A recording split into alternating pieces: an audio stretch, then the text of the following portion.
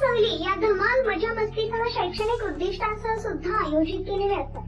अर्थात काही खोडकर विद्यार्थी आणि निशाने अनेकदा प्रँक करून चर्चेत येतात. चॅनलवरती नवीन असाल तर सबस्क्राईब करा. कर्नाटकच्या चिंतामणी तालुक्यातील मुरगामल्ला गावातील एका सरकारी शाळेच्या मुख्याध्यापिकेने शैक्षणिक सहलीच्या दरम्यान एका पुरुष विद्यार्थ्यांसह केलेल्या कथित गैरवर्तनाबद्दल चौकशीची मागणी करण्यात आली. या घटनेने पालकांमध्ये संतापाची लाट उसळली असून शिक्षकांवर तातडीने कारवाई करण्याची मागणी केली. पुष्पलता या मुख्याध्यापिकेने SSLC मध्ये शिकणाऱ्या एका अल्पवयीन मुलाचा अनुचित वर्तन केल्याचे समजले. तिच्या मोबाईलवर फोनसह त्याच्यासह रोमॅन्टिक फोटो काढल्याचे सुद्धा दिसत आहे. सोशल मीडियावर पटकन व्हायरल झालेल्या काही फोटोंमध्ये मुख्याध्यापिका हायस्कूलच्या विद्यार्थ्यांसह रोमॅन्टिक पोजमध्ये दिसत आहे. फोटोमध्ये विद्यार्थी शिक्षकेचं चुंबन घेताना, तिला मिठी मारताना आणि तिच्या साडीचा पदर ओढताना दिसत आहे.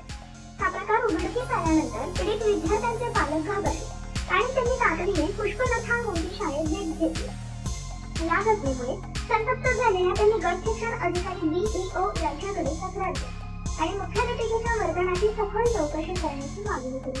पालक पुष्पलतावर त्वरित कारवाई करण्याचं आवाहन करत.